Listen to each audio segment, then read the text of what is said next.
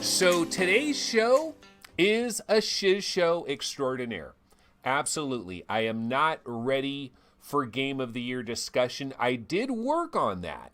I am working on that. I'm not ready to do it. I don't have the montages ready.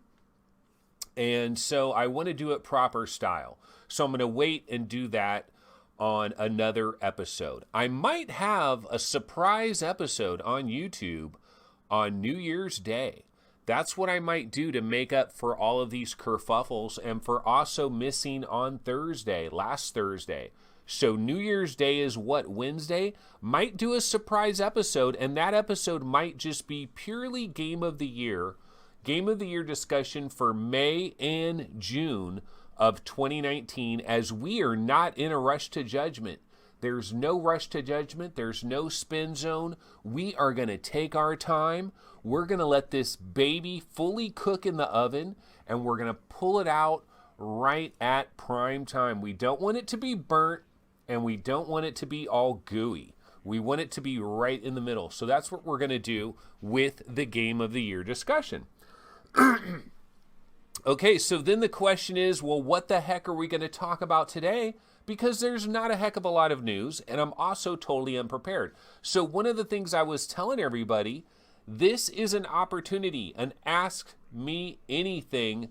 Of course, I can decline your questions, because if you ask me, what is your Game of the Year? I'm not going to tell you yet, okay? But you can ask me whatever you want. Yeah, it's a freestyle. It's a freestyle rant-a-thon. And totally unprepared for today. But so what I told everybody in the last episode before we had to abort it is I said that I really was going to cancel today. I wasn't going to do a show. Wasn't ready to do a show. But I canceled on Thursday. And so I'm like, man, back-to-back cancelizations, that's kind of lame. You know, that's kind of weak sauce. So instead, jump on, do a little shiz show, throw a little something out there. And it is what it is. So that's what we're doing. So it's kind of an ask me anything. Also, those of you that don't want to know any spoilers about Westworld Awakening, I will have a section coming up where I'm going to talk about Westworld Awakening. I have put the game to bed. End credits have rolled, all right? You know, I've seen some end credits recently. Everybody says I don't finish any games whatsoever, but I've seen the end credits of Westworld Awakening, A Fisherman's Tale on the Oculus Quest, the Oculus Quest version of A Fisherman's Tale, and Doctor Who, The Edge of Time. That's 3 games, and not, when did Doctor Who was like November something, right? And then Fisherman's Tale had to be like late November, right? And then Westworld Awakening, I just started playing it.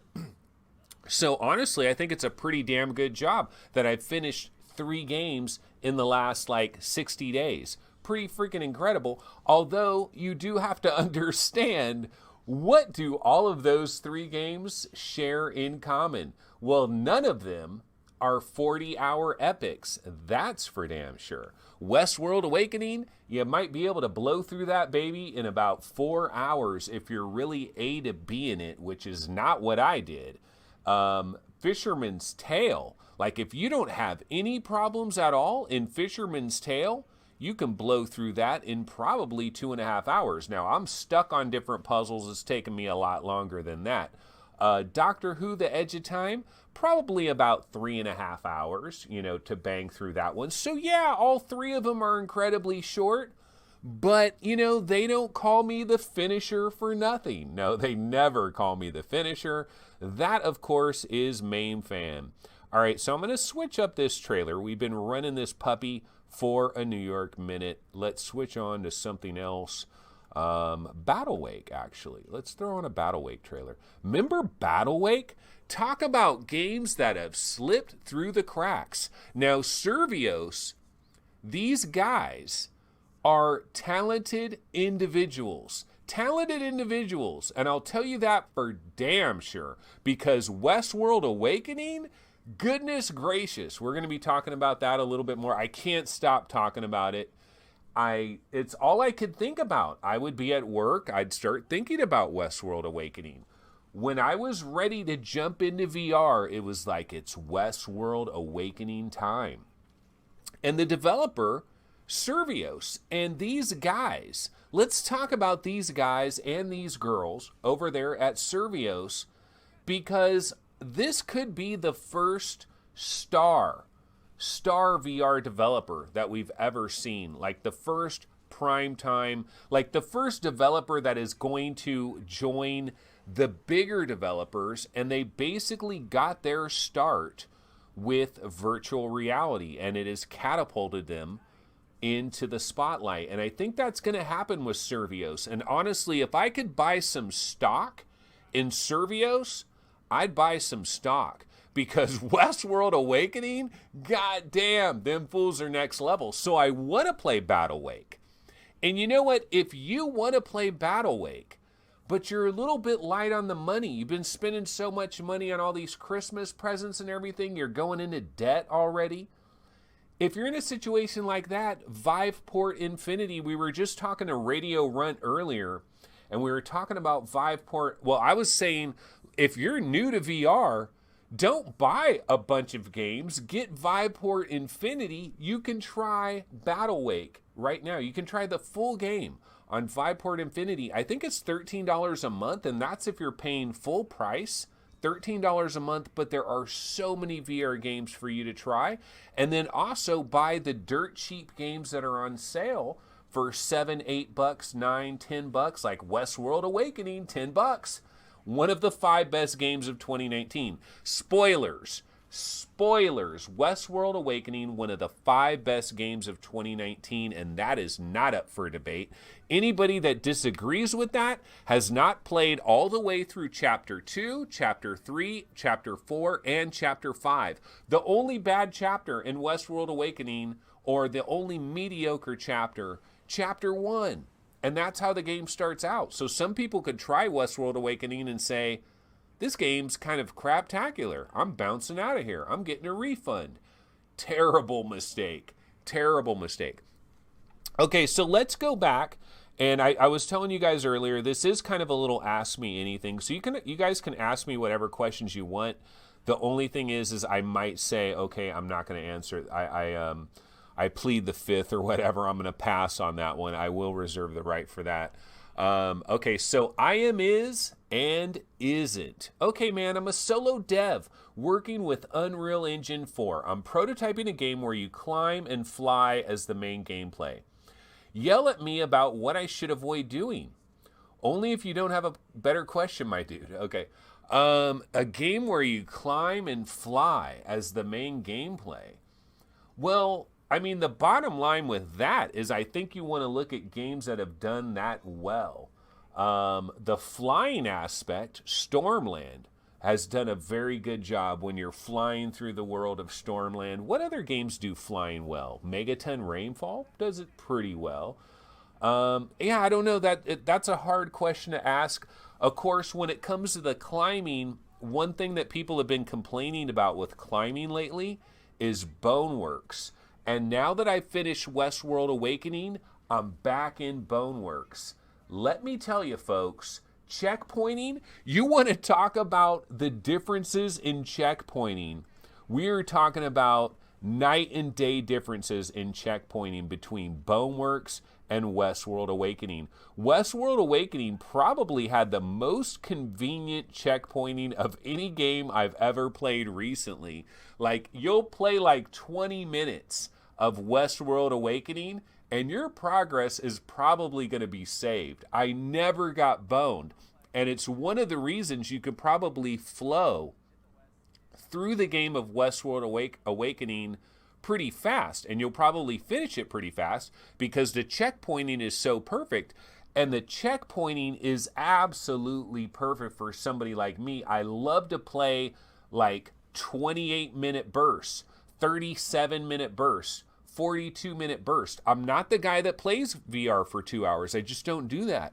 I like short bursts. Westworld Awakening, you can play it in a short burst, and your game is probably going to be saved. So you didn't throw 35 minutes away. So that's a beautiful thing from that, checkpointing. And so now that I've finished Westworld Awakening, I got to go back to either Boneworks or Stormland. And I decided, I'm trying to go back into Boneworks. And so I'm in Boneworks. I thought for sure I had made it to another checkpoint and I was beyond the streets. But I'm still in the streets. This is like the longest level ever. I'm stuck in this damn thing, the streets, or streets or whatever it's called. And every time I start the game, I'm going back through that garbage chute, and I'm like, oh my God, I got like 2 hours farther than this, and I'm going back to the garbage chute. So anyway, that's where I'm at in Borderlands. I'm almost considering jumping out of Borderlands and going to Stormland instead, because the checkpointing, and maybe wait for the patch, right? There's a patch coming in early January, hopefully, where the checkpointing will be fixed a little bit. But I don't know. I don't know. I kind of want to, I'm going to see if I can power through. I want to finish the streets level. I want to get to the next level. It's taken forever. I've been at this little part right here. That little part right there, I was there and I thought for sure I got beyond the streets, but I guess I didn't.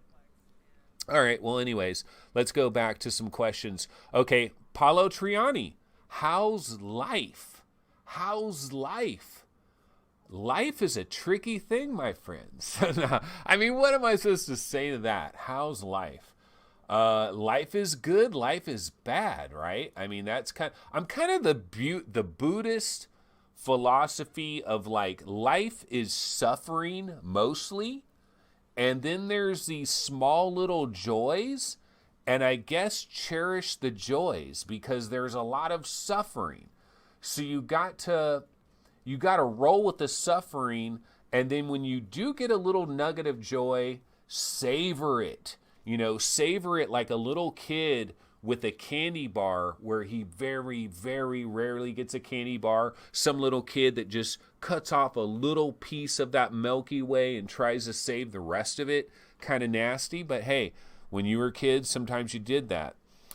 So yeah, how's life? Hard to say about that one. I mean, it just really depends on what's going on in your life. So that's enough of that. Gaming Science Teacher says, Anthony is the new finisher. Yeah, give me a game. Give me a game that's under 5 hours. I might be able to actually finish it. That's why I do like these shorter games. Boneworks, which, the trailer's running over there.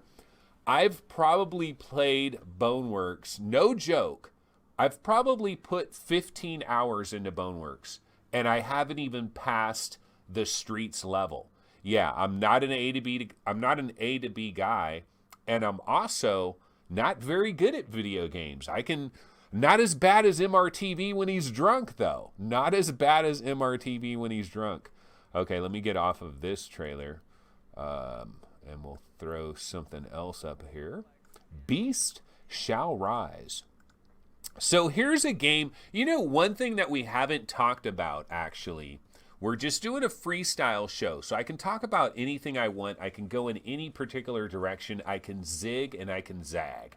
And what I want to talk about right here at this little second right here is, what about all the games that missed the fourth quarter 2019? What about all the games that got delayed? Now, we didn't worry about these games. We didn't worry about them primarily because we're under an avalanche of incredible VR games, so many sales, so past VR games that we missed, that fell through the cracks, now they're like discounted like never before. Westworld Awakening is a great example. I didn't buy that game at $30. $10, grabbed it in a New York minute. Had I known it was as good as it was worth the 30. Should have paid the 30 on day one. Suffer the little children. So this is Beasts Shall Rise, and it's another one of these games that is coming at some point in the first quarter of 2020. Obviously, we've gotten more footage of Saints and Sinners, The Walking Dead, which comes out on January 23rd. That is definitely the biggest banger in the month of January. There's a lot of big Quest games, though, that are coming in January. For example, Audica and Ghost Giant, both confirmed for the month of January. We just don't have an exact release date. Could they slip into February? Sure, they could. When you don't have an exact release date, they can always slip. But yeah, is there a game that you guys were interested in that was supposed to come out in 2019, and here we are on the 29th, probably not making it, so probably going to release in 2020? What is that game for you? I won't say Beast Shall Rise is the one for me. I would probably say, what is the one for me? Probably maybe Blunt Force or maybe Undead Citadel. It's pretty much between those two games. Both of those games were supposed to be 2019 releases, fourth quarter. Blunt Force is the World War II game that is made by the developer of Summer Funland, Monad Rock. And yeah, so those are probably the two. Undead Citadel is Dark Curry. Now, Undead Citadel delayed until maybe quarter 2, 2020. And so there's lots of games that missed 2019, not going to make it, but those games are just going to carry over into the first quarter. We've already got a lot of other games that are stacking up. So 2020, the train rolls on. So let me go ahead and check out some more questions here. Okay, Snagar 13. Is that Sarin? That might be Sarin. I prefer games not more than 10 hours. I tend to agree with this sentiment. In fact, honestly, that's why I probably have not given No Man's Sky nor Asgard's Wrath. I haven't given those games the love they deserve. In fact, if anything, I've been pretty much like I've done those games a disservice. No Man's Sky. John Shubrick hooked me up with No Man's Sky, gifted it to me, the game. And I really did enjoy it. And the worlds are beautiful. And it is a great VR game, especially for somebody like me that loves exploring, loves to smell the flowers, loves nothing more than being in an alien world. I mean, going to an alien, that's what VR does better than almost anything. You got your boots on the ground, you're in an alien world, you're looking around at this incredible alien world, and you're moving through it. It's awesome. We've seen that with Farpoint, where you feel like you're on Mars or something like that. Pretty incredible. And No Man's Sky barely touched it.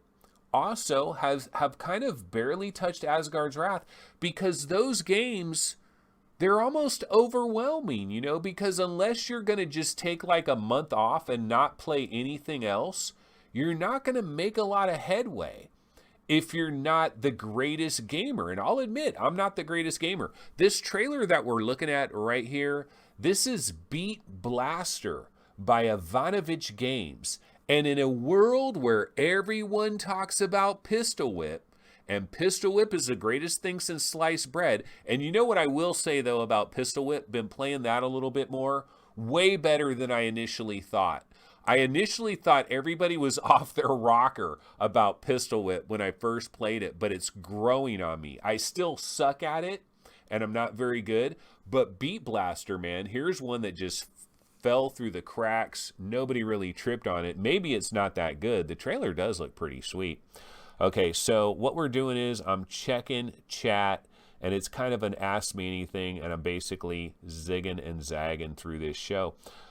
Gaming Science Teacher is replying to I am is and isn't, and she's saying, I'd say the big thing is lots of movement options, comfort for people who need it, turn it off for people who don't want it. Yeah, going back to the idea, he's building this game where you're climbing a lot and you're flying a lot. Yeah, you're gonna have to have all those kind of like blinders and stuff for the people that can't handle it. People get dizzy in VR. I was at a bar last night. We were talking with a bunch of dudes, none of which were gamers or VR gamers, really. I mean, maybe a few of them are minor gamers, but I don't think any of them have, like, none of them are VR gamers for sure. And I was talking about VR a little bit, and a few of them mentioned the whole dizziness factor. And that's a real problem. That is a problem. Like if you meet people that know nothing about VR and you kind of mention VR and you're excited about VR, sometimes they immediately go to, oh, I just get sick. You know, that stuff just makes me sick.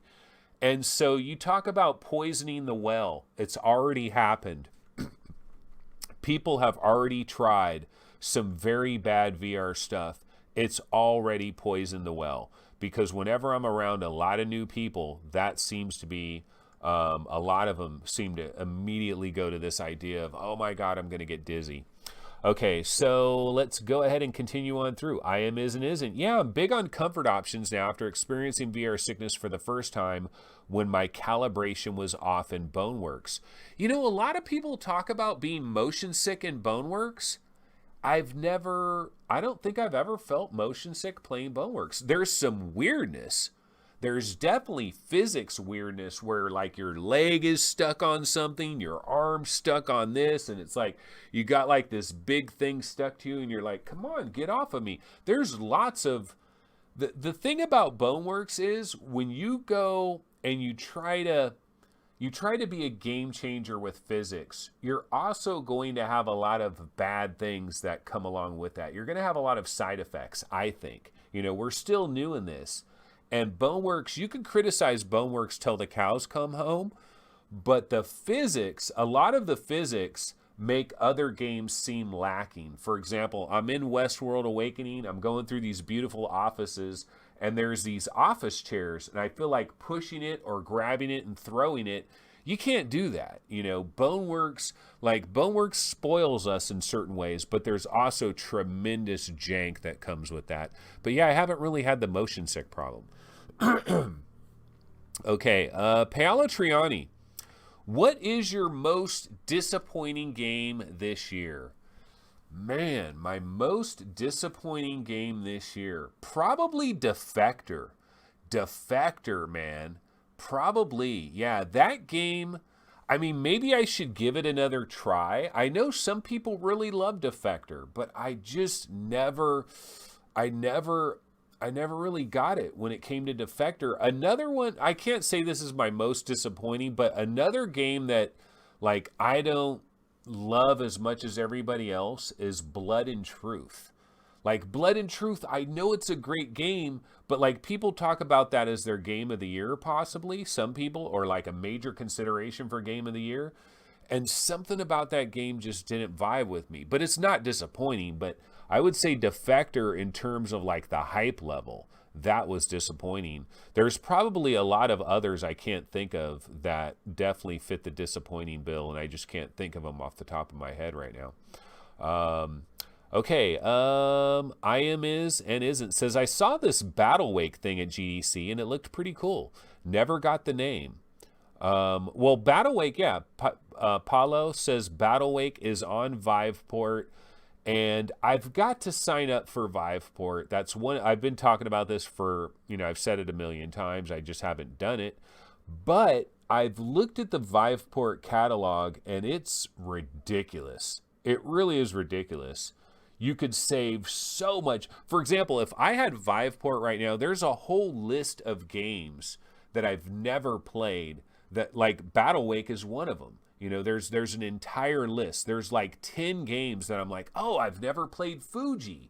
I've never played this. I've never played that. And they're on freaking Viveport. And for $13, I could try all those games.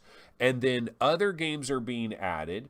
And there's older games as well that I missed along the way. There's just so much stuff there. Assuming it works okay.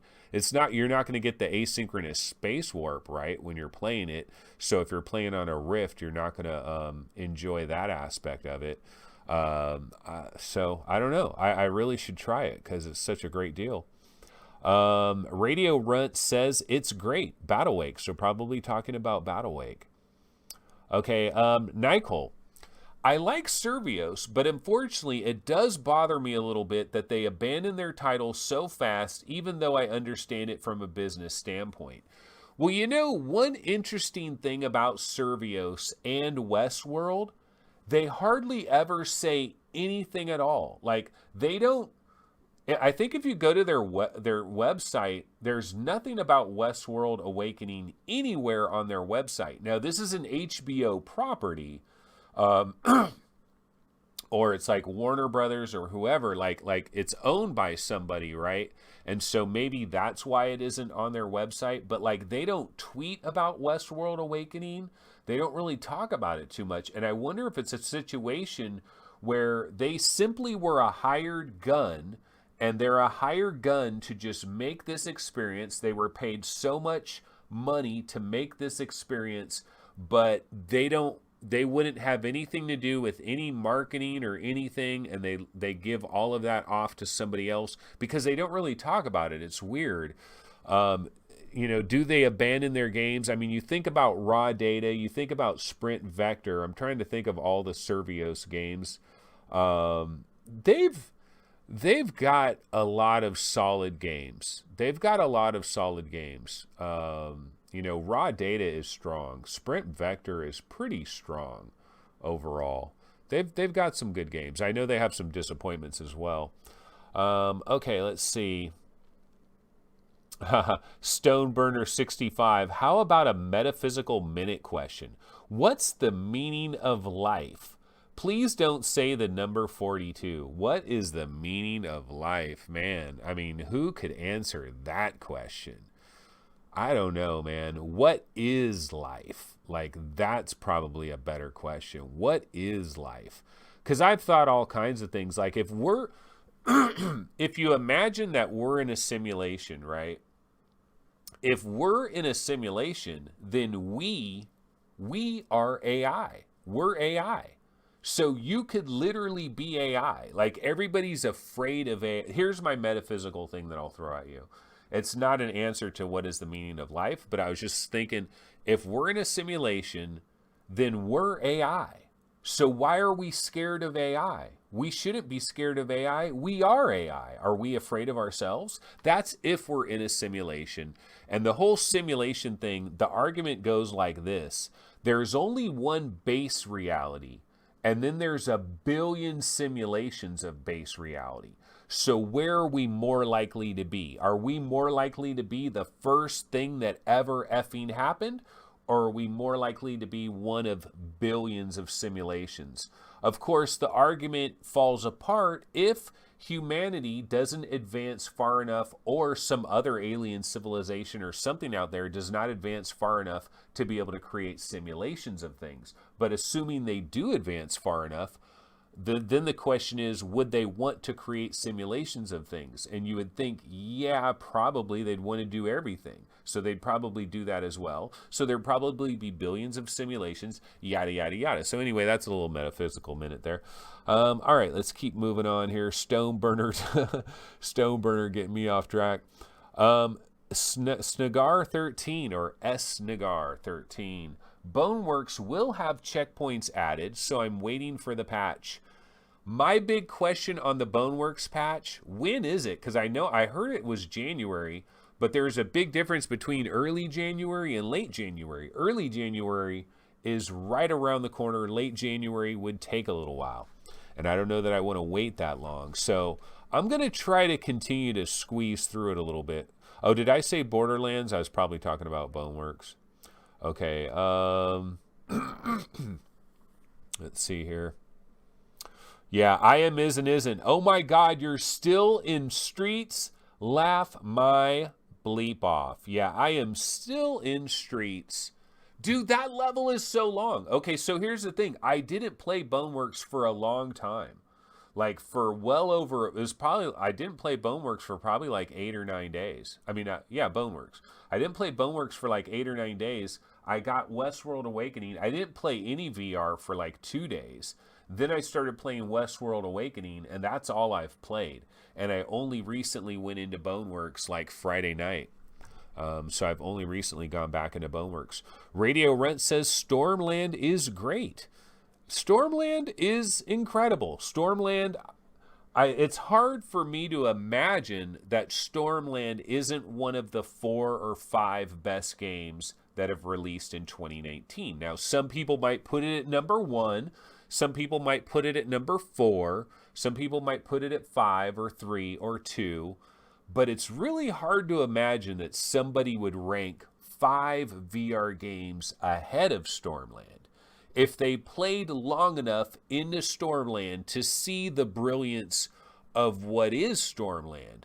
Stormland is still incredible, and I'm going back into that before I finally, because I have not decided what my game of the year is, man. I've got like 5 potential game of the years, and I really haven't completely narrowed it down yet. So I think I'm still going to be playing these as I take my time going through this. Let me go ahead and switch up off of this trailer, because we have definitely been running this puppy for a quick second.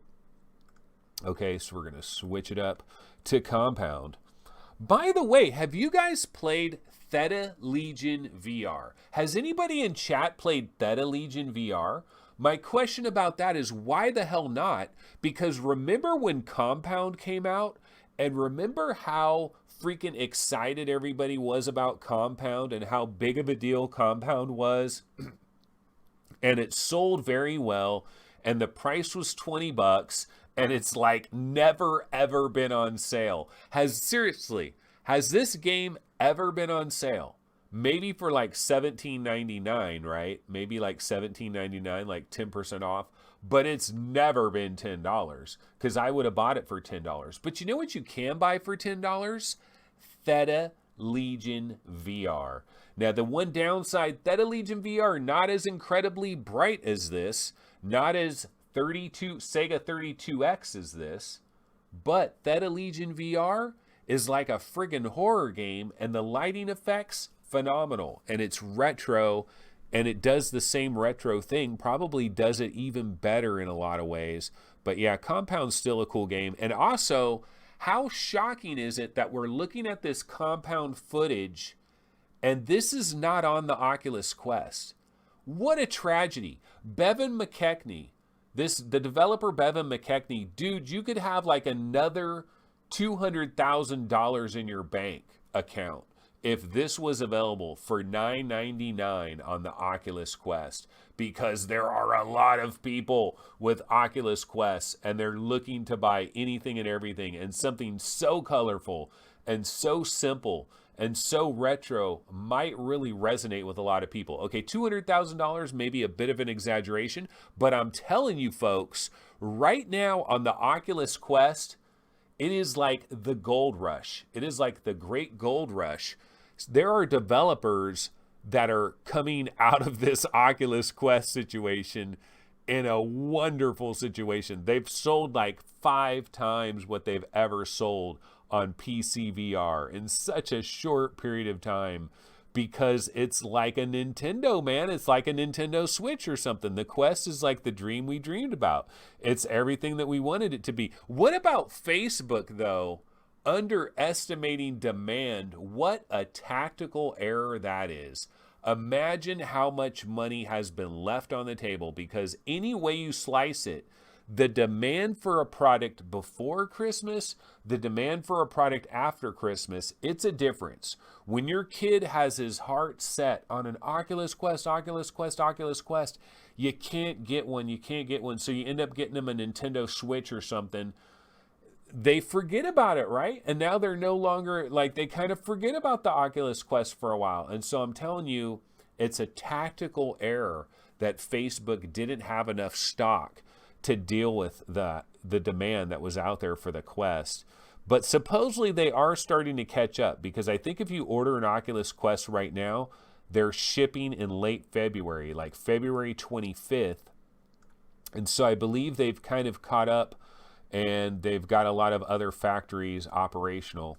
And so they're going to deal with that shortage there. Okay, so let's go ahead and continue to look at chat here.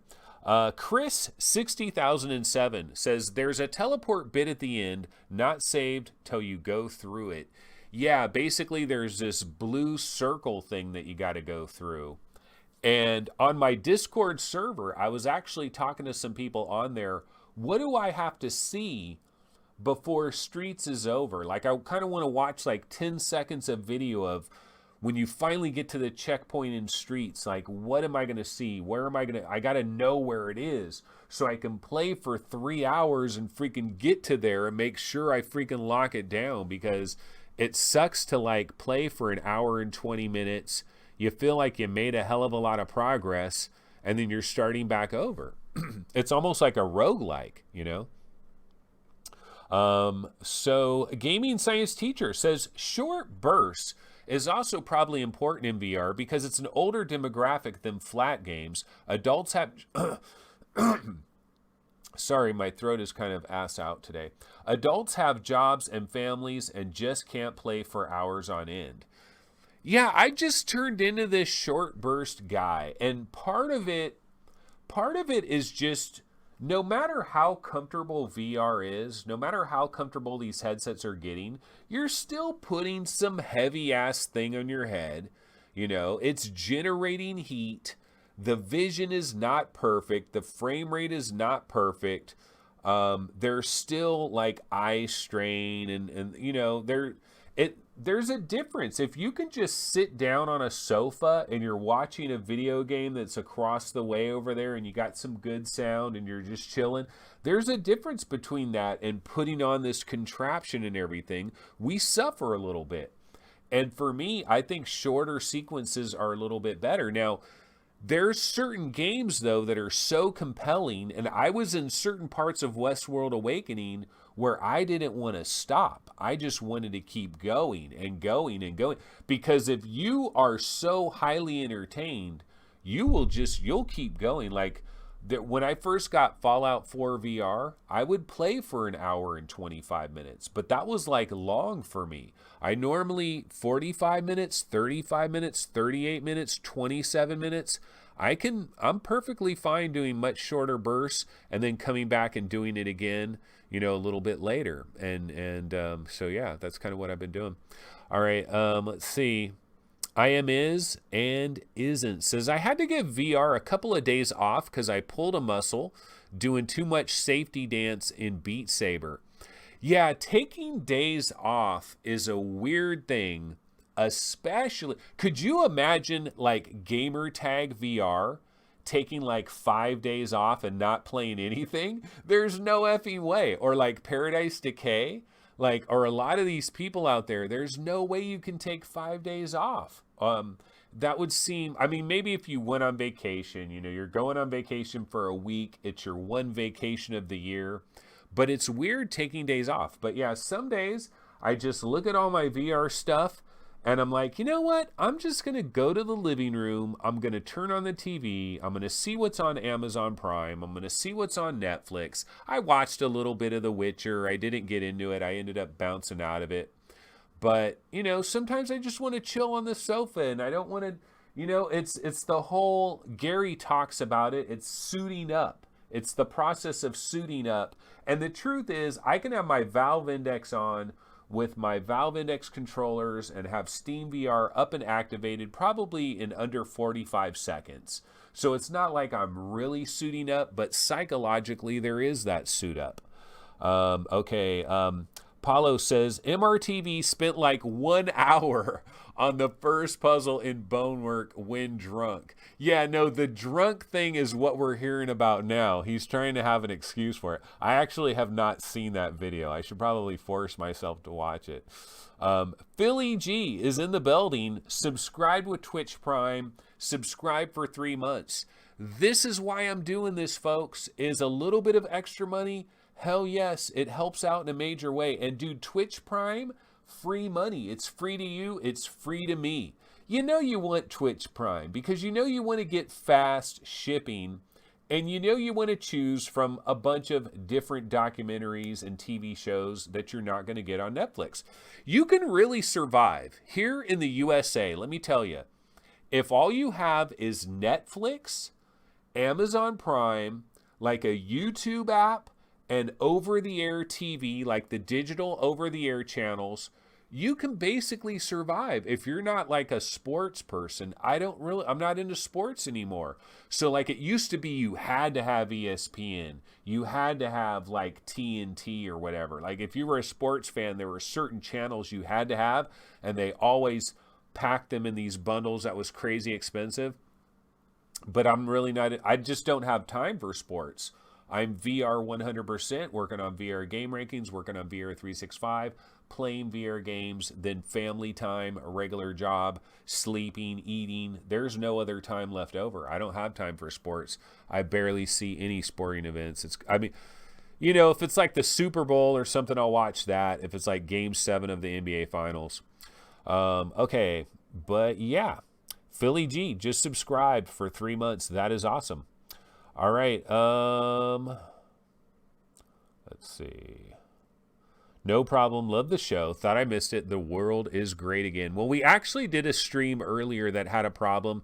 And Phil, this is not your typical episode of VR 365. It's kind of a freestyle show. I'm basically going anywhere, talking about anything. We're doing this little ask me anything type of thing, so I'm letting people ask questions. Here's another question. What's the most psychedelic VR game? Any synesthesia or abstract stuff? What is that one? There's a number of trippy games in VR. First of all, if you want to trip out, Senza Peso is kind of cool. It's not like super duper trippy, but what you want to do when you experience it is you want to act like you're floating up out of your body. So as you're doing it, you want to have your headset on, and then you want to kind of just stand here and like start to lean forward and kind of lift up, like you're almost like, I'm coming up out of my body. Senza Peso. I'm not kidding, man. It's actually pretty sweet. It really is. And then, man, what is that other weird? There's a really weird trippy game. It's like Scanner Sombre VR. Is that the right name for it? Where it's like, it's real trippy, super trippy. That one is super trippy. I've tried that. I don't know that I've done some psychedelics back in my college days. I don't think I would ever do that in VR. No way. So yeah, but there are definitely lots of trippy things in VR. There's things that can make you feel like you're actively on a real drug.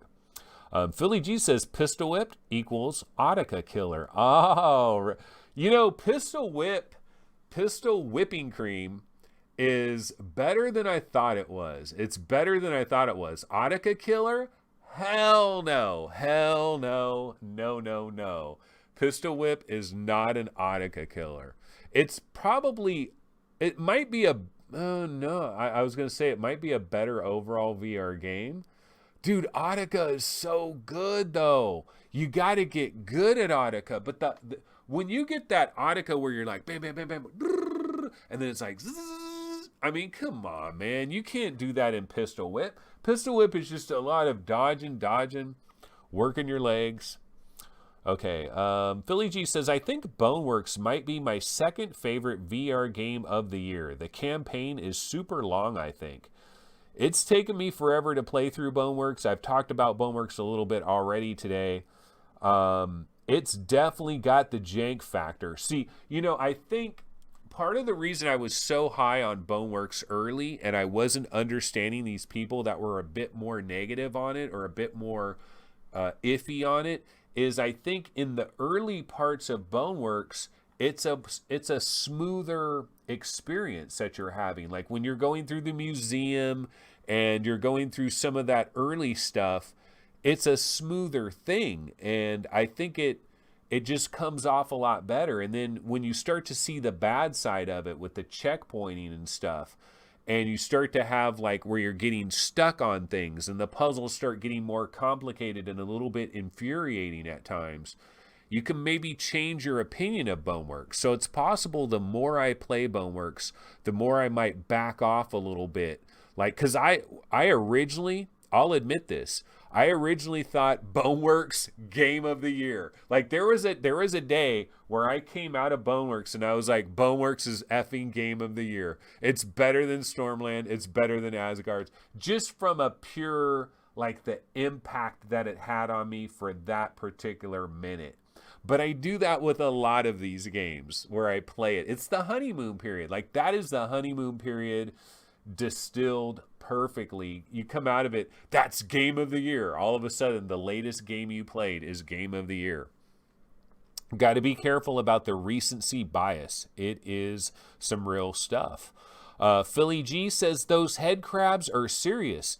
My first encounter with a head crab and my first encounter with one of those null bodies, both of those experiences were super trippy, super intense, way more intense than your average game. And the reason being is the immersion level. You're more immersed.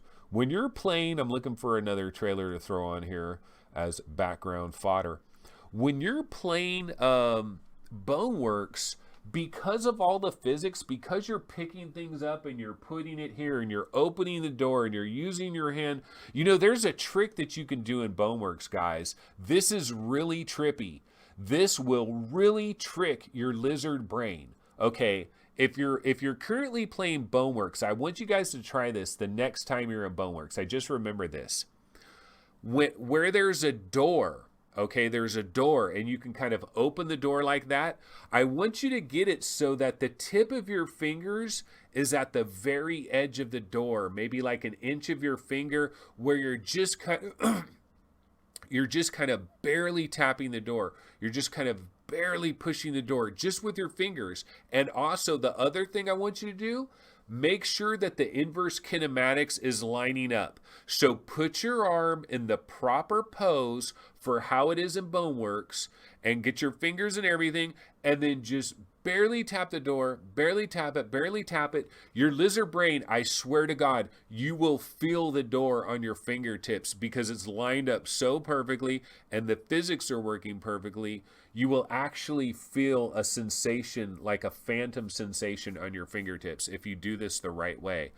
And you stare at it closely. Like your brain will be like, that is so accurate what you're doing right now. I'm actually going to make your fingers feel a sensation. I'm serious. Try that. It's a great experiment. Okay, Snegar13. Boneworks physics are great except climbing. Okay, here's the thing about climbing in Boneworks, folks. See, the problem with climbing in Boneworks is your arms are taking up physical space. Now, let's say you have your arm planted here. You've got your other arm. The thing is, it's not in your vision. And you're trying to do this. You're trying to like grab here. You're trying to do something that is not like the arm has weight to it. It has a physicality to it. So when you're on a ledge and you're trying to climb up something, here's what you want to do. You want to take your other arm, back it off, get it in front of your vision so you can see your hand, and then grab on something. And then this hand, back it off, get it into your vision, then bring it up. You got to account for the amount of space that your arms are taking up. So yeah, it's irritating for a lot of people because you can't, if you just try to go like this, you might just get your arms like caught in each other because unlike other games, it's not doing collision for that. My throat is jacked. Okay, Radio Runt says, I need to go back to Defector, which is still one of the biggest disappointments for me. I need to finish it. Well, I'll always remember, was it not MRTV that said, and it maybe was just for like one day he thought this, but I thought he said Defector was like one of the best VR games he's ever played or something like that. And I had not played Defector much, and I heard that comment, and I was like, really? I was like, I got to get back into Defector because I wanted to like Defector. There's certain aspects of Defector that are cool, but the whole thing just never vibed with me. And so sometimes I think you can say, you know what?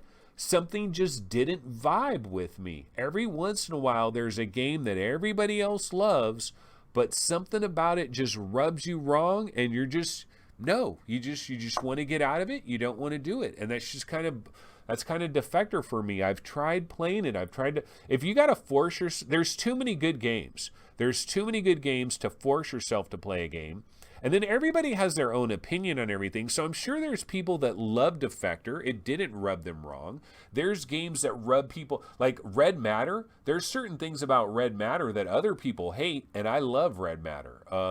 There's another one. What other one is it where somebody thinks I'm crazy for liking it so much? I can't remember what it is, but there's a number of these games like that. Okay, Sajoba says, if you could do a podcast on anything other than VR, what would it be? Do I have to do it like on a regular basis? Like, is it a topic I got to stick with?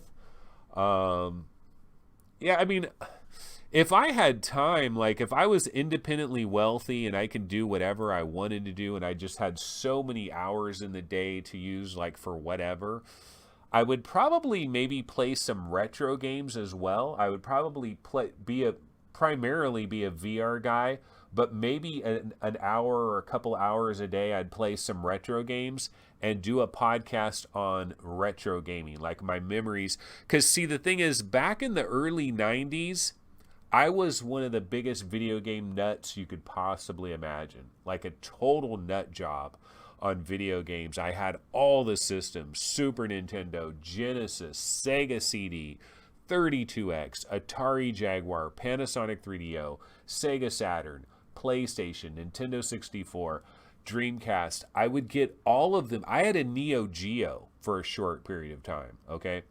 I would get all of them pretty much the day they arrived. And I was just a total nut job for it. I have a million magazines from that era, and I could absolutely do a podcast about retro gaming. But I couldn't do it right now, because if I tried to do it right now, I would just be going off pure memory, and I'd want to like fire some games back up and be looking at some magazines and kind of get myself back into that mind state a little bit, and I would need way more free time to do that. So, you know, I mean, I've had other interests. I love like science fiction movies, classic science fiction movies, like especially of the 70s, all science fiction movies, period. I love science fiction movies. The problem is there's so many bad ones.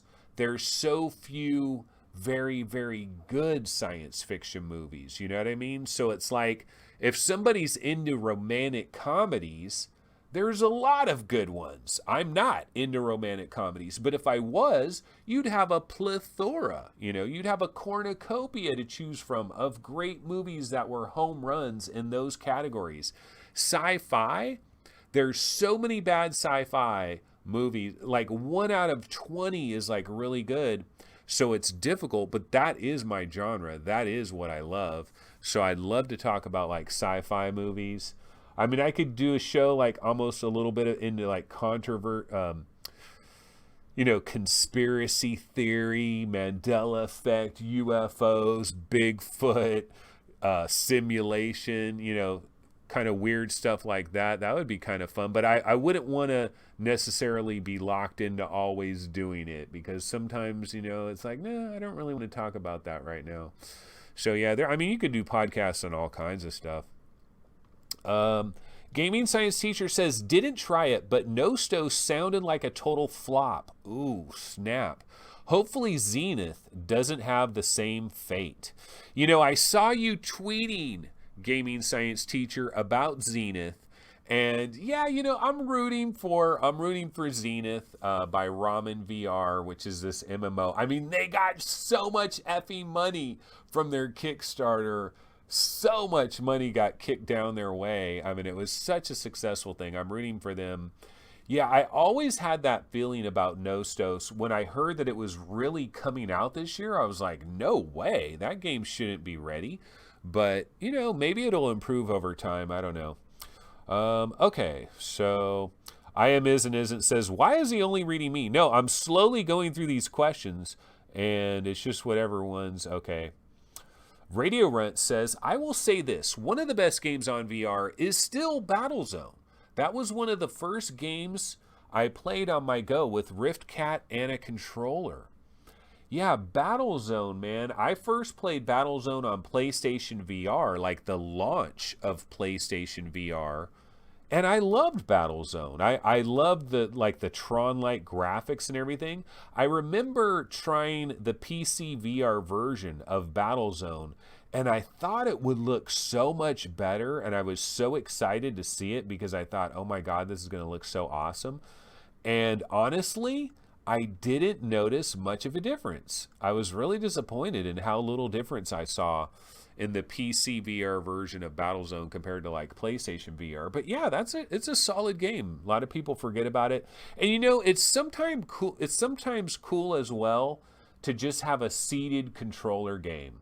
You need a few of those.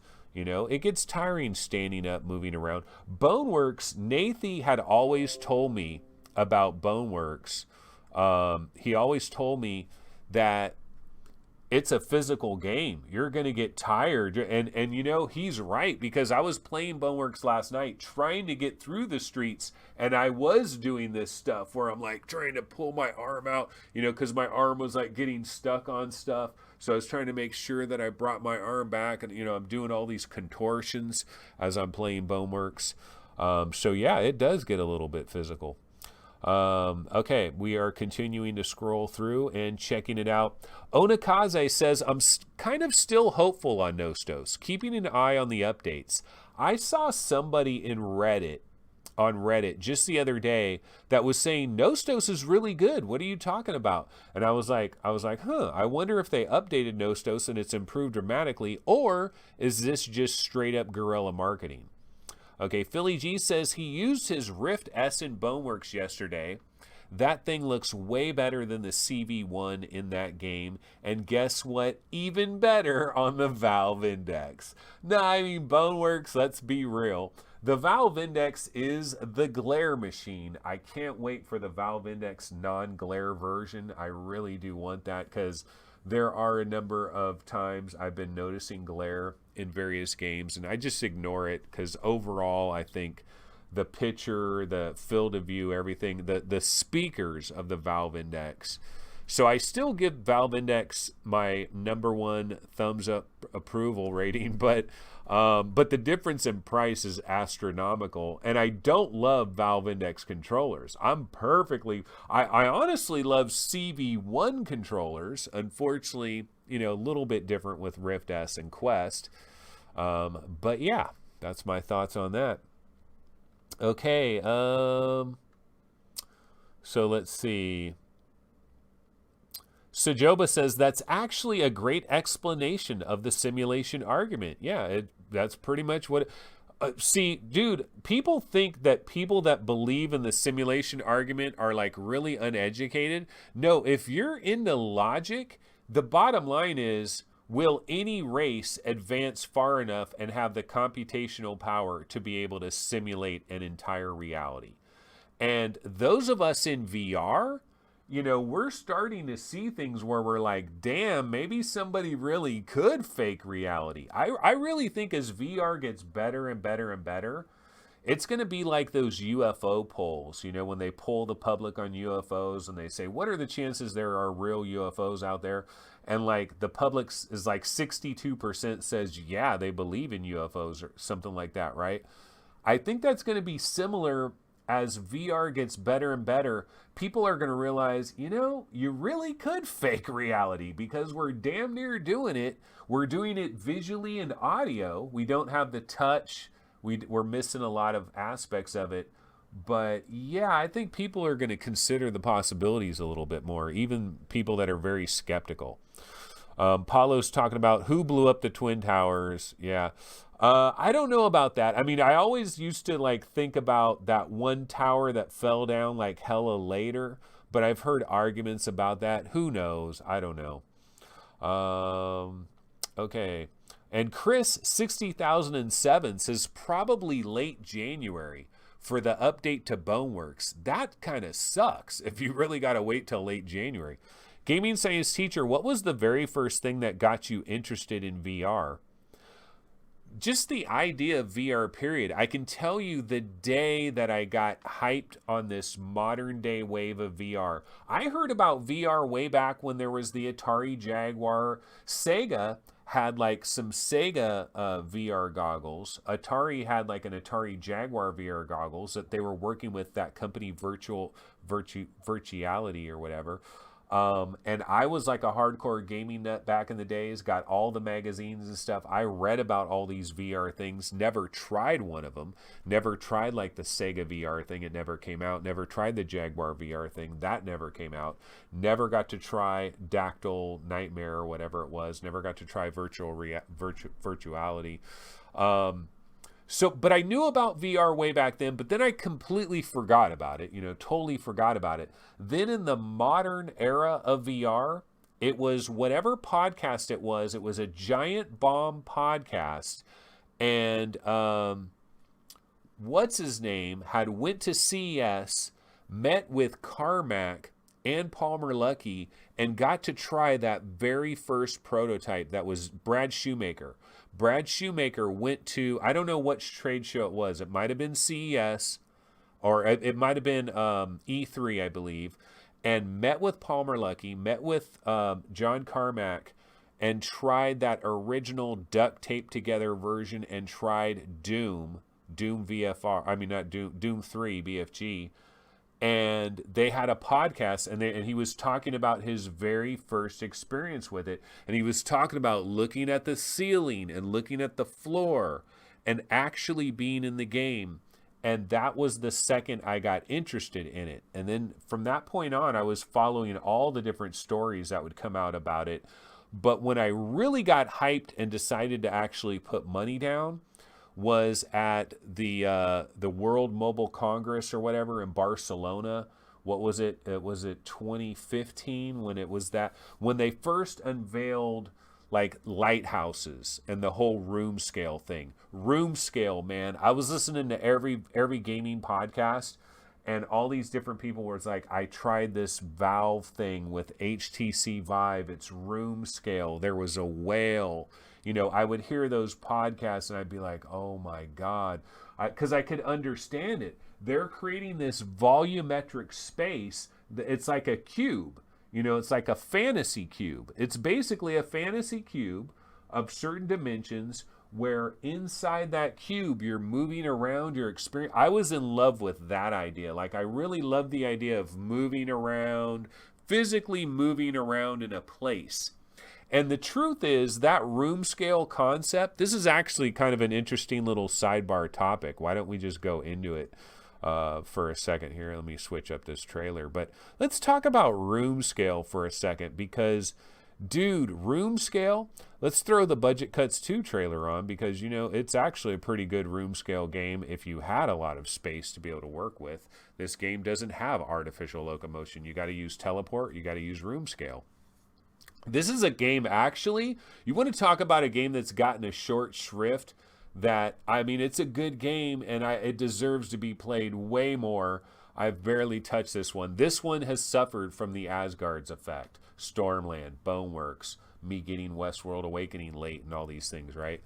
But let's go back to the room scale concept because at that Mobile World Congress in Barcelona when all Addy Robertson and Devinder Hardawar and all those people were trying the Vive concept for the very first time with the lighthouses and walking around, and they had the big Vive controllers, and it was the early days of VR where it seemed like we're entering in this new world, move around these gigantic wands and we're in room scale.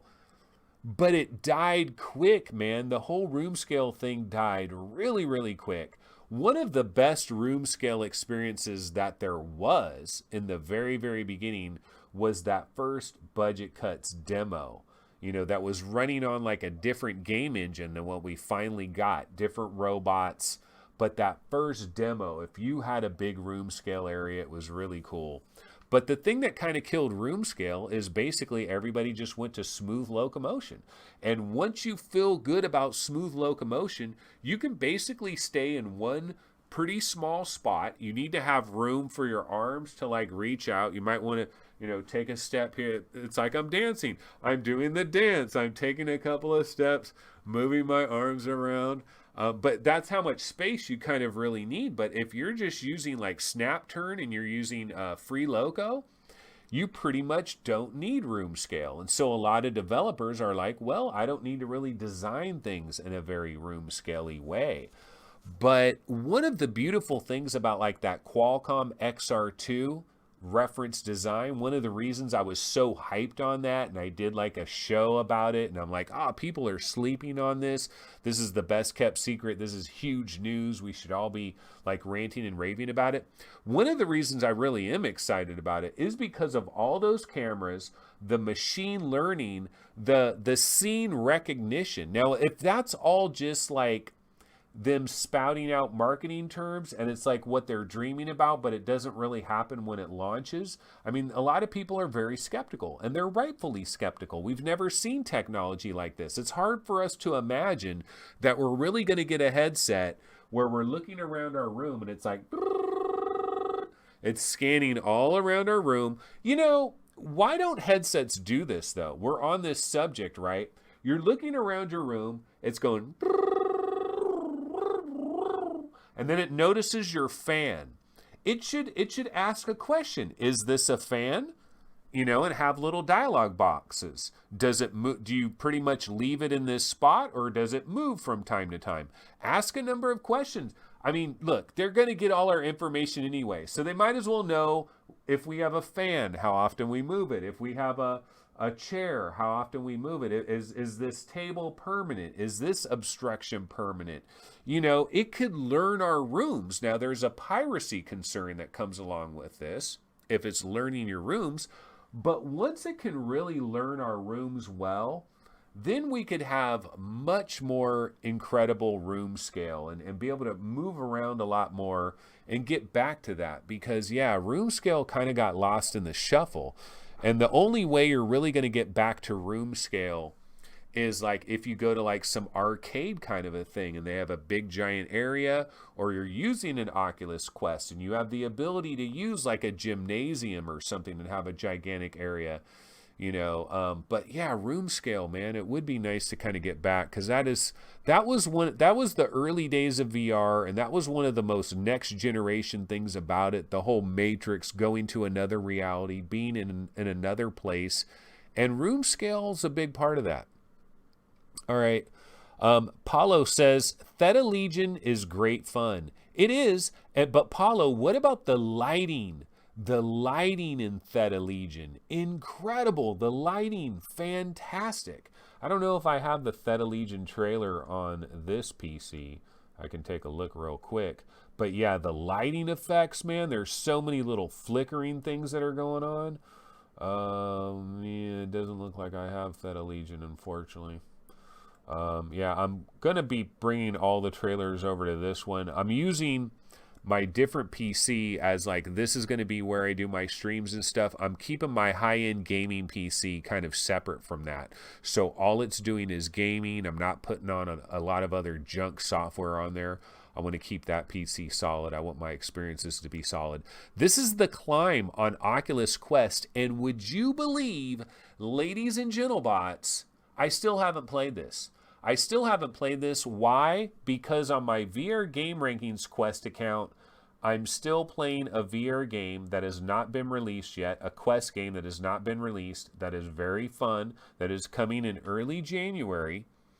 And I would have to wipe my Quest to load a different account, the account that has the climb on it. It also has Vacation Simulator. I could try that real quick. I could try the Quest version of Vacation Simulator.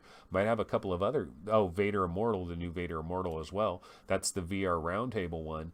And so, yeah, you can't use multiple accounts, and I don't have two Quests.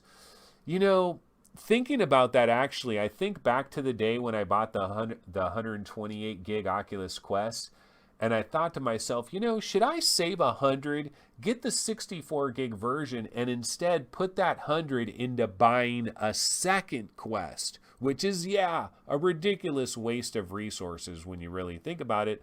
But I could bypass the account problem by having each one dedicated. You know, one has the VR Game Rankings account on it, one has the VR Roundtable account on it. Two different quests. Here's the problem though. I got to do FrankenQuest 2 different times. because I've only got that one FrankenQuest. I'd have to do that again, and it's near murder to get your hands on the Vive Deluxe audio strap. They're simply not available anywhere. Dude, Main Fan, you could have got double the money you got from me. I should probably PayPal Main Fan a good $30 as an apology. Okay, so Gaming Science Teacher says, pour one out for Rudel Zavedno. He's got some kind of inflammation from eye strain. Doc said he should stop playing VR. Oh, man, that sucks. Could you imagine if you went to your doctor and they're like, you know what? The only way we're going to solve this problem is if you just quit VR. I'm sorry. That would be harsh. That would be really harsh. I guess if that happened to me, I'd just go back to being a retro gamer. But, man, I would be really missing out on this future technology stuff. Okay, John Schuberg says, there are always kids who have birthdays in January and February who can drive those post-Christmas sales. Yeah, and then, of course, all the gift cards and stuff, or the money that you got for Christmas. Maybe you got like $200 from Grandma, and $200 is not enough to buy a Quest, but hey, it's halfway there, and then you add more money to it, and yeah, so that is going to happen. There's going to be more Quest sales that are going to happen over that time. Paulo says, I played Thrill of the Fight VR, and my right arm is killing me. Okay, did you play it on the Oculus Quest? Because it is really hyped over there on the Oculus Quest. People are really loving that baby on the Quest. In fact, it is the 4th ranked game on VR game rankings. We recently updated our rankings on the top 80 best Oculus Quest games, and what do you call it? The Thrill of the Fight ranked fourth overall. It just ranked so high we couldn't rank it any lower. That's the way it worked out. Gaming Science Teacher says, that's all I have. Netflix and Amazon Prime. That's it. No cable. Yeah, I do not need cable TV. Like if I move somewhere new and I'm starting over brand new, gotta have internet service. I mean, that's the key. Like internet service is almost more important than having gas and electric. No, you gotta have the internet service. You've gotta have Netflix. I mean, Netflix, you gotta have it, and you gotta have Amazon Prime. And then your TV can have like one of those digital antennas, so you can pick up like NBC, ABC, whatever, crystal clear digital versions, you know, so you have like over-the-air television as well if you really need to use that. And that's basically it, man. You really don't need anything else. You can definitely live off of YouTube. You need YouTube, of course. Paulo says, yep, me too. Same thing. Hashtag me too. Philly G says Rez is kind of trippy. Oh, hell yeah, dude. Especially Area X. The very last level of Rez. That is a religious experience, man. That was one of those games. You know, I've talked about this tingly sensation that you'll feel sometimes because you'll have like this audio visual experience that just hits you so perfectly that it's almost like, wow, this is just freaking nailing it, right? And you feel that sensation. And Area X of Rez, that was like 20 minutes of that, man. It was like a religious experience. It was really quite awesome. All right, let's see. Okay, Chris 60,007 says, I'm still in the sewers. Okay. Nicole says, that's a cool Boneworks test. I've been reading Lanier's book where he mentions similar things about VR fooling the brain to think that a table exists. No, yeah, the Boneworks thing is just get it so that your fingers are just barely hitting a door, but enough where your fingers could barely nudge a door and push it a little bit and make sure your arm is lined up, and you will feel a phantom sensation on those fingers if you do it right. You got to look really close. You got to look at it. All right. Snagar13 or Snagar13. I started rewatching Star Trek in Netflix for old days' sake. Real fun. You know what's really good on Netflix that's an old show that looks drop dead gorgeous? Unfortunately, it's only going to be around for like 2 more days. Is the original Friends. You know Friends, the comedy, right? The NBC comedy, the classic comedy in the 90s, Friends. They have that on Netflix. I was watching season 1 of Friends, and it looked like high definition. It looked gorgeous because the original cameras they use are like 33 millimeter film cameras, like really nice cameras, really high resolution cameras. And they got the original stock footage of that in perfect quality, and they've converted it. And it looks awesome on Netflix, but I think it's leaving. I know I saw a story that like on January 1st, the Fringe show is actually going to be unavailable anywhere for like 6 months. So I don't know why I'm bringing this up unless you want to binge about 150 episodes in the next 2 days. But yeah, I saw that and I was like, wow, it looks really good. Paulo says Expanse is a great TV show. You know, I've watched that a little bit on and off. I have watched that. You have that one lady with that hella raspy voice. She must smoke about 29 cigarettes a day. I don't know how you get a voice like that. You got the guy with his freaking fedora. He's walking around in his fedora in like this space age future. And I kind of got into it a little bit, but I fell out of it. It's just if you're going to dedicate time to a show, you got to have that time. And time is a precious thing. All right, John Schuberg says, one of the best sci-fi films I have ever seen that I can recommend to you and the viewers is a German film by Werner Rainer Fassbinder. It is called World on a Wire and was way ahead of its time. It touches on the subject of simulated realities and would appeal to anyone interested in VR. Highly recommended. What year is that? What year did that come out? World on a Wire. Cool. Okay, Philly G. CV1 controllers are way better than the new Rift controllers. They are. They really are. I mean, the CV1, honestly, I'm fine with the CV1 controllers. I prefer those over the Valve Index. My Valve Index controllers, by the way, I'm probably going to have to RMA those bad boys in the very near future because, like, in different games where you have to press the thumbstick to, like, sprint, it's like working sometime, not working some. Like I feel like my thumbstick just like works like 70% of the time, and it's really getting irritating. The problem is I don't want to go without these things for a long time. I've actually thought about buying another brand new pair of Valve Index controllers, RMAing these. And then when I get them back, either selling the ones that I get back or selling the ones that I bought and just suffer the little children. I take a major loss, but I got to do it. I don't know, man. Valve, hit me up. Somebody email me. Somebody from Valve email me. info@vrgamerankings.com. If you can fast track my index controller replacement, that would be a better thing. Unfortunately, I doubt I have any Valve employees that are fans. But anyway, and Philly G says, newsflash, the Detroit Lions are about to lose again. So in other words, the Detroit Lions are back to being the Detroit Lions. Yeah, I'm not up on NFL this year, so I don't know what's really going on. I am a Seahawk fan, and I believe we have a chance to be in the playoffs, I think. Or maybe we're already into the playoffs. So, I mean, I will probably watch. The one thing I'll say about sports, I might try to watch a couple NFL playoff games, probably only the second half, but or maybe only the fourth quarter, but at least I'll be able to see a little of it, maybe do that. Okay, let's see. And Philly G says, I need to play through Doom BFG. I have tried it and the mod. Yeah, didn't we hear that on the Oculus Rift, like that never really worked very well for some reason? The Doom BFG mod never really worked right on that. It always worked better on an HTC Vive. But I heard that somebody has updated that and fixed that in some type of way. So maybe that works great now. There always were these cases where a certain game did not like the Oculus Rift, or some other game just did not like HTC Vives. And, sometimes it's weird like that, where somebody has a great experience on one headset, on the other headset, something weird about it just doesn't work right. That can happen.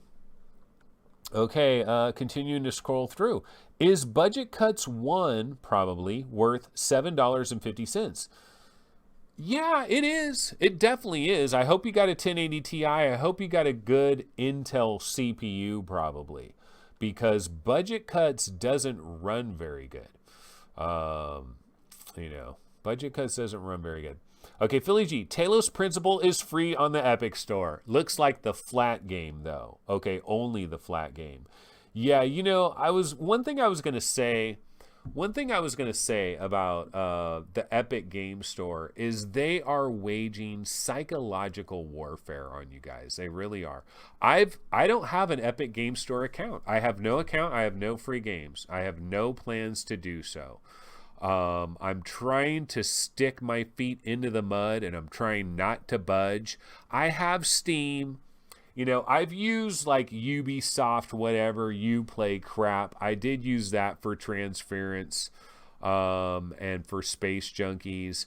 But I'm allowing that because I've already signed up for it. It's already existing. I just don't want all this stuff. And the thing is, if we go with these new programs, you're just encouraging more and more people to do it. But Epic, their strategy is they're going to just buy market share. They're straight up buying market share because here's what they know. They know that if you end up having 30 free games on their service, that you now have this psychological subconscious library on the Epic Game Store. Even if you've never spent a penny on the store, you have this psychological connection to the Epic Game Store where you have this library of 30 free games. And they're going for the long con, man. It's the long con for Epic Games. They know that if they can get the psychological hooks in you, the subconscious hooks in you, you're eventually they're going to have a sale sometime, and you're just going to buy a game. And then once you start buying a couple of games, then it's over. Then now it's like 50-50. You're going to have this library. They're going to establish this library. That's the thing that's so powerful about PlayStation 4 and the lead that Sony has over the Xbox One and the Xbox One X. And we're about to see a new generation, right? PlayStation 5, Xbox Series X Deluxe. We're about to see a new battleground, right? But the psychological hooks are in the Sony camp. Everybody has all these games with Sony. They're locked in with Sony. It is going to be so hard subconsciously to agree to jump over to Xbox. You got those hooks. And so Epic Game Store, they're trying to develop the hooks. And if they have to buy the hooks, they'll buy the hooks. But that's what they're doing. I'm just telling you, that's what they're doing. And they're willing to spend, it appears they're willing to spend hundreds of millions of dollars to buy this market share. And it might be worth it. If they have to spend $1 billion, if they have to spend $1 billion to buy a considerable chunk of market share, to somehow be the de facto Pepsi to Steam's Coke, it will be 100% worth it. It'll be totally worth it. If they can be the definitive Pepsi, if they can be the de facto number 2 launcher that you use, the number 2 place that you go to on Steam to buy a game, if they can be that, it's worth $1 billion of doing it. It might take a long time for them to finally make that money back and then for them to actually start legitimately making money from it. But they're thinking maybe 20 years from now. 20 years from now, Epic Game Store can still be a powerhouse. It can be that Pepsi. So, yeah, but I mean, if you guys got to do that, go ahead and do that. I'm not going to blame nobody for doing it. I'm just trying to avoid it.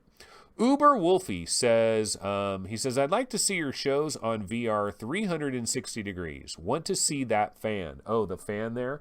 Yeah, I want VR headsets to be able to go. There's a cat. There's a fan. There's a chair. There's a table. There's a dresser. That's the future of VR. Live maps in action. Qualcomm styly.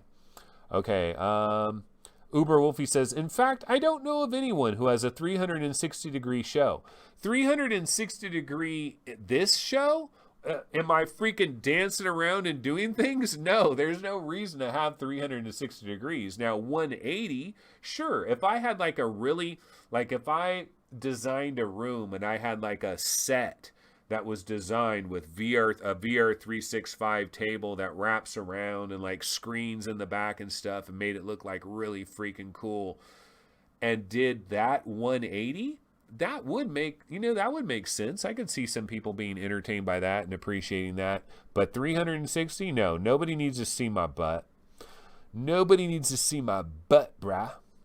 Okay, Gaming Science Teacher says, Romarcus has done a number of 360 vids, not regularly though. Really? Interesting. All right, well, you know what? We've been going for an incredibly long time, so this, of course, was a shiz show like a mofo. But wait a minute, one last topic. Actually, you know what? I'm going to save it. I'm actually going to save it for my next episode.